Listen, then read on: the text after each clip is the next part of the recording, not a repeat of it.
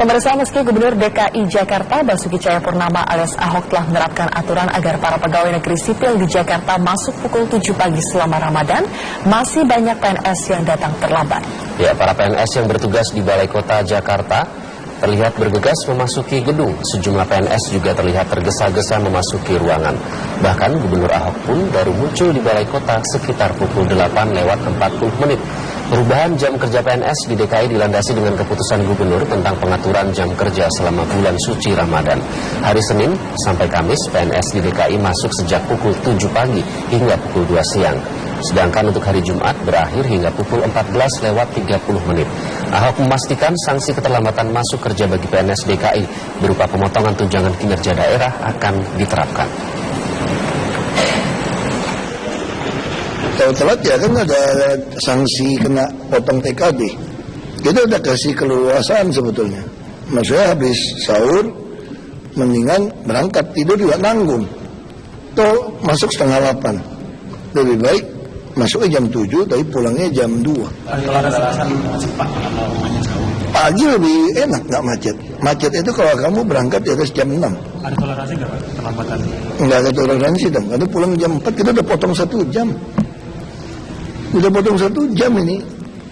Ya kan, kita udah, makanya tinggal pilih aja. Nanti diatur yang kerja seperti apa. Meskipun jam kerja pegawai negeri sipil di sejumlah daerah berkurang selama Ramadan, namun kinerja PNS hingga kini terus menjadi sorotan. Betul, pemirsa, di beberapa daerah tidak sedikit yang membolos saat apel pertama pegawai negeri sipil di hari pertama bulan puasa.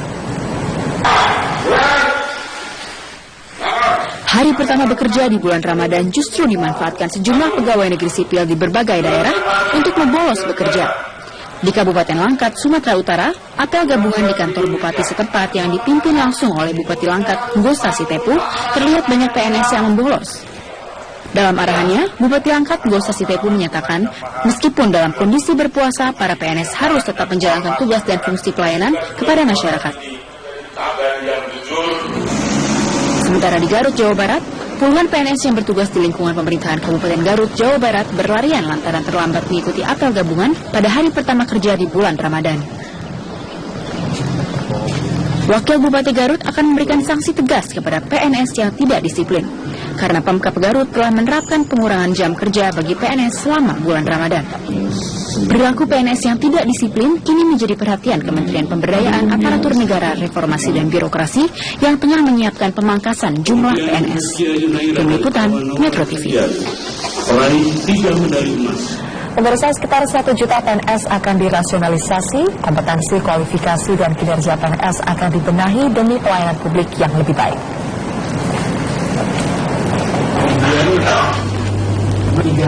Untuk menciptakan aparatur yang bersih, akuntabel, efektif, dan efisien demi pelayanan publik yang berkualitas, hal yang akan dilakukan pemerintah adalah membenahi birokrasi. Pembenahan birokrasi ini akan dilakukan hingga tahun 2019. Untuk mencapai target ini, pemerintah berencana melakukan rasionalisasi ratusan ribu pegawai negeri sipil yang memiliki kualifikasi dan kompetensi rendah dan juga disiplin buruk yang mengganggu pelayanan publik. Alasan pemerintah melakukan rasionalisasi PNS dikarenakan semakin membengkaknya belanja pegawai dan pensiun ketimbang belanja modal dan barang. Rasionalisasi hingga 1 juta PNS menurut Menteri Pemberdayaan Aparatur Negara dan Reformasi Birokrasi Yudi Krisnandi dapat menghemat 25% anggaran atau 176,75 triliun rupiah dari total belanja pegawai dan pensiun pada APBN 2015 sebesar 707 triliun rupiah. Dana penghematan sebesar 176,75 triliun rupiah dapat digunakan untuk membangun 36 pembangkit listrik tenaga uap dengan kisaran setiap pembangkit listrik menelan biaya sebesar 4,8 miliar rupiah, membangun tol sepanjang lebih dari 2.000 km atau membangun lebih dari 8.000 km rel kereta api baru. Secara bertahap, rasionalisasi akan dilakukan hingga jumlah PNS mencapai rasio 1,5% dari jumlah populasi atau 3,5 juta. Data kajian dari Kementerian PAN dan Rebiro saat ini, rasio PNS berada di kisaran 1,77% dari populasi. Tim Liputan, Metro TV.